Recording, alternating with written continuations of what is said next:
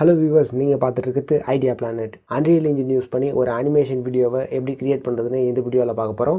இந்த ப்ராஜெக்ட்டில் யூஸ் பண்ண போகிற அந்த 3D வேர்ல்டை எப்படி கிரியேட் பண்ணுறதுன்னு ஆல்ரெடி ஒரு வீடியோ அப்லோட் பண்ணிருக்கேன். அந்த வீடியோவோட பார்ட் 2 தான் இது. மறக்காமல் அந்த வீடியோவை செக் பண்ணி பாருங்கள். இப்போ அன்ரியல் இன்ஜினில் அந்த 3D வேர்ல்டை கிரியேட் பண்ணிட்டீங்க அப்படின்னா நெக்ஸ்ட் ஒரு 3D மாடலோட அனிமேஷனை நம்ம ரெடி பண்ணணும். இப்போ பிளண்டரில் கர்சர் யூஸ் பண்ணி அந்த கேரக்டர் அப்புறம் அந்த ஆர்மச்சூர் இது எல்லாத்தையும் செலக்ட் பண்ணுங்கள். மேலே இருக்கிற மெனுவில் ஃபைல், எக்ஸ்போர்ட், FBX செலக்ட் பண்ணுங்கள். இப்போ ஒரு விண்டோ ஓப்பன் ஆகும். அதில் ரைட் சைடில் இருக்கிற விண்டோவில் செலக்டட் ஒன்லி அப்படின்னு ஒரு செக் பாக்ஸ் இருக்கும். அதை டிக் பண்ணுங்கள். இப்போ கீபோர்டில் ஷிஃப்ட்டை கிளிக் பண்ணி ஹோல்ட் பண்ணிவிட்டு கீழே இருக்கிற ஆப்ஷன்ஸில் ஆர்மச்சூர், மெஷ் அப்புறம் அதர்ஸ் இந்த 3 ஆப்ஷனை செலக்ட் பண்ணுங்கள். இப்போ மறுபடியும் மேலே வந்து ஆட்டோ அப்படின்னு ஒரு ட்ராப் டவுன் லிஸ்ட் பாக்ஸ் இருக்கும். அதை கிளிக் பண்ணிவிட்டு காப்பி கிளிக் பண்ணுங்கள். இப்போ அதுக்கு ரைட் சைடில் இருக்கிற ஆப்ஷனை கிளிக் பண்ணுங்கள். நெக்ஸ்ட் கீழே எக்ஸ்போர்ட் ஆப்ஷனை கிளிக் பண்ணிங்க அப்படின்னா அந்த 3D மாடலோட அனிமேஷன் வந்து எக்ஸ்போர்ட் ஆகிடும். இப்போ நம்ம சேவ் பண்ண ஃபைல் லொகேஷனை ஓப்பன் பண்ணி பார்த்தோம்னா அதில் அந்த 3D மாடல் FBX ஃபைலாக சேவ் ஆகிருக்கும். இப்போ அந்த மாடலில் கர்சர் யூஸ் பண்ணி ட்ராக் பண்ணிவிட்டு அன்ரியல் இன்ஜினோட கண்டென்ட் ப்ரௌசரில் ட்ராப் பண்ணுங்கள். இப்போது ஒரு விண்டோ ஓப்பன் ஆகும். அதில் மேலே இருக்கிற அனிமேஷன் டேப்பில் ஒரு செக் பாக்ஸ் இருக்கும். அதை டிக் பண்ணிவிட்டு கீழே இருக்கிற இம்போர்ட் ஆப்ஷனை கிளிக் பண்ணுங்கள். இப்போ அந்த 3D மாடல் அப்புறம் அதுக்கான அனிமேஷன் ஆசெட் இது இல்லாமல் இன்னும் கொஞ்சம் ஆசெட்ஸ் எல்லாமே இம்போர்ட் ஆகிருக்கும். அதாவது அந்த ஃபிசிக்ஸ் ஆசெட் அப்புறம் அந்த 3D மாடலோட ஸ்கெலிட்டன் இது எல்லாமே கொடுத்துருப்பாங்க. இப்போ அந்த அனிமேஷன் ஆசெட்டை ஓப்பன் பண்ணி பார்த்தோம்னா அந்த கேரக்டரோட அனிமேஷன் ப்ளே ஆகும். ஆனால் அந்த மாடலை பார்த்தோம் அப்படின்னா டெக்ஸ்டர் இல்லாமல் பிளேனாக இருக்குது. இதை நம்ம மேனுவலாக ஆட் பண்ணணும். ஃபர்ஸ்ட் இந்த அனிமேஷன் விண்டோவை க்ளோஸ் பண்ணிவிட்டு கீழே கண்டென்ட் ப்ரௌசரில் 2 மெட்டீரியல்ஸ் ஆட் ஆகிருக்கும். இதில் தான் அந்த டெக்ஸ்டரை நம்ம அப்ளை பண்ணணும். ஃபர்ஸ்ட் அந்த 3D மாடலோட ஃபைல் லொகேஷன் ஓப்பன் பண்ணிவிட்டு அந்த மாடலுக்கான டெக்ஸ்டர் எல்லாமே கொடுத்துருப்பாங்க. நீங்கள் யூஸ் பண்ண போகிற 3D மாடலுக்கான டெக்ஸ்டர் உங்ககிட்ட இருக்கும். அதை நீங்கள் யூஸ் பண்ணணும். இப்போ இந்த இமேஜஸ் எல்லாத்தையும் ட்ராக் பண்ணி அன்ரியல் இன்ஜினில் ட்ரா பண்ணுங்கள். இப்போ அதில் இருக்கிற ஃபஸ்ட்டு மெட்டீரியலை ஓப்பன் பண்ணுங்கள். இப்போ ஒரு விண்டோ ஓப்பன் ஆகும். அதில் 2 நோடு கொடுத்துருப்பாங்க. ஃபஸ்ட்டு லெஃப்ட் சைடில் இருக்கிற அந்த நோடை கிளிக் பண்ணி டெலீட் பண்ணுங்கள். இப்போ அந்த விண்டோவை மினிமைஸ் பண்ணிவிட்டு கீழே இருக்கிற டெக்ஸ்டரில் ஃபஸ்ட்டு 4 இமேஜஸ் மட்டும் இந்த மெட்டீரியலுக்கு யூஸ் பண்ண போகிறேன். அதை ட்ராக் பண்ணி இந்த விண்டோவில் ட்ராப் பண்ணுங்கள். இப்போ அதை மேக்ஸிமைஸ் பண்ணிவிட்டு இப்போ லெஃப்ட் சைடில் இருக்கிற ஒவ்வொரு இமேஜையும் ரைட் சைடில் இருக்கிற அந்த நோடு கூட நம்ம கனெக்ட் பண்ணணும்.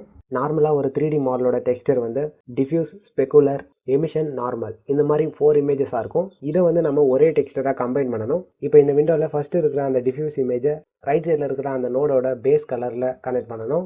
இப்போ அடுத்து ஸ்பெகுலர் இமேஜை ரைட் சைடில் இருக்கிற அந்த நோடோட ஸ்பெகுலரில் கனெக்ட் பண்ணணும். நெக்ஸ்ட் அந்த எமிஷன் இமேஜை ரைட் சைடில் இருக்கிற அந்த எமிஷனோட கனெக்ட் பண்ணணும். இப்போ ஃபைனலாக நார்மல் இமேஜை ரைட் சைடில் அந்த நார்மல் கூட கனெக்ட் பண்ணணும். இப்போ இந்த 4 இமேஜஸை கனெக்ட் பண்ணியாச்சு அப்படின்னா மேலே அப்ளை அப்படின்னு ஒரு ஆப்ஷன் இருக்கும். அதை கிளிக் பண்ணுங்கள்.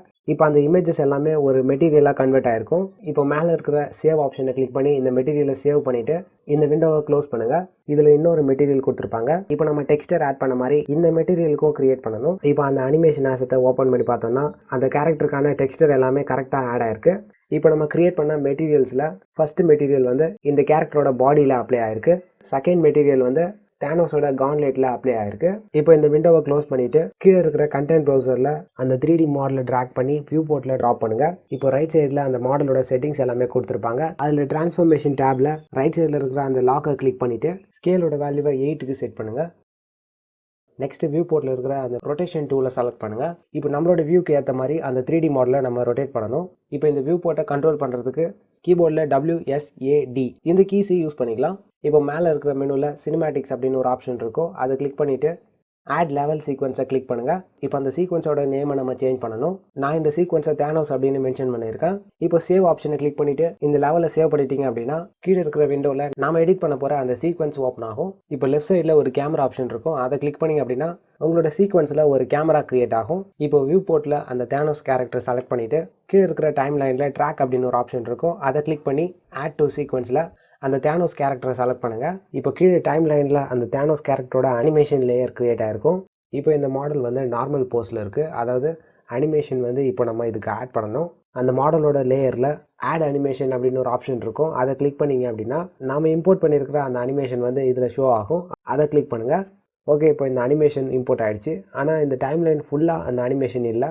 அதை நம்ம எக்ஸ்டெண்ட் பண்ணிக்கலாம். இப்போ இந்த வீடியோவை ப்ளே பண்ணி பார்க்கும்போது அந்த அனிமேஷன் லைட்டாக கொஞ்சம் ஹேங் ஆகிற மாதிரி இருக்குது. அதாவது அந்த அனிமேஷன் வந்து ஒரு லூப் அனிமேஷனாக இல்லாமல் இருந்தால் அது கரெக்டாக ஒர்க் ஆகாது. அதனால கீபோர்டில் Ctrl+Z கிளிக் பண்ணி இதை அன்டூ பண்ணிவிட்டு அந்த அனிமேஷன் ஆசெட்டை கிளிக் பண்ணி கீபோர்டில் Ctrl+C கிளிக் பண்ணி காப்பி பண்ணுங்கள். இப்போ கீபோர்டில் Ctrl+P கிளிக் பண்ணி அந்த டைம்லைனோட எம்டி ஸ்பேஸில் பேஸ்ட் பண்ணுங்கள். இப்போ இந்த 2 அனிமேஷன் லேயரையும் மர்ஜ் பண்ணணும்.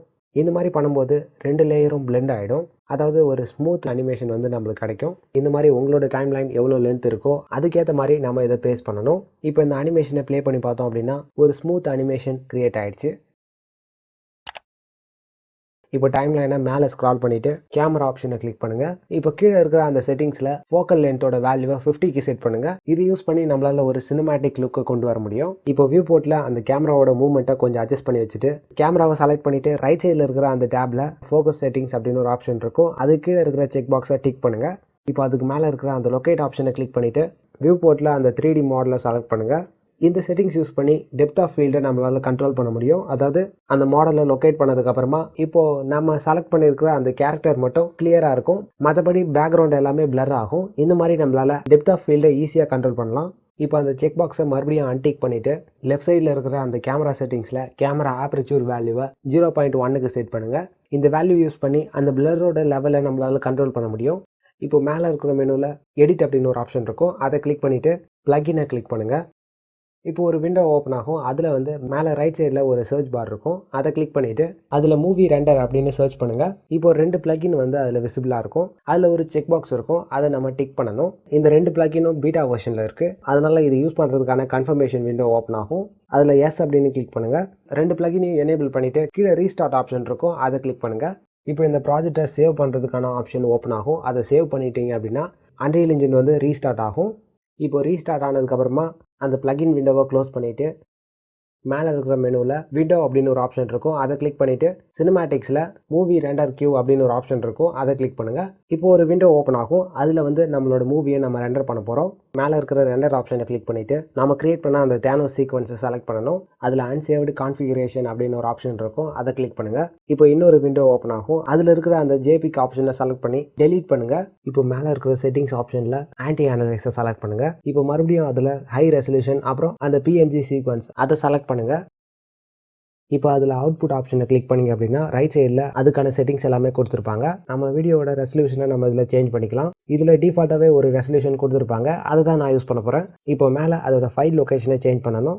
இந்த ஃபைல் எப்படி சேவ் ஆகும் அப்படின்னு கேட்டிங்கன்னா பிஎன்ஜி சீக்வன்ஸில் சேவ் ஆகும். அதாவது தனித்தனி இமேஜாக சேவ் ஆகும். அதனால் இதை செப்பரேட் ஃபோல்டர்லாம் நம்ம சேவ் பண்ணணும். இப்போ ஃபைல் லொக்கேஷனை சேவ் பண்ணதுக்கப்புறமா கீழே அக்செப்ட் ஆப்ஷனை கிளிக் பண்ணுங்கள். இப்போ லோக்கல் ரெண்டர் அப்படின்னு ஒரு ஆப்ஷன் இருக்கும், அதை கிளிக் பண்ணுங்கள். இப்போ ரெண்டரிங் ப்ராசஸ் ஸ்டார்ட் ஆகிடுச்சு. இது இவ்வளோ ஃபாஸ்ட்டாக ரெண்டர் ஆகுமா அப்படின்னு கேட்டிங்கன்னா கண்டிப்பாக ரெண்டர் ஆகும். அன்ரியல் இன்ஜின் வந்து ஒரு ரியல் டைம் ரெண்டர் இன்ஜின், அதாவது ரொம்பவே ஃபாஸ்ட்டான ஒரு ரெண்டர் இன்ஜின். இந்த வீடியோ உங்களுக்கு பிடிச்சிருந்தா ஒரு லைக் கொடுங்க.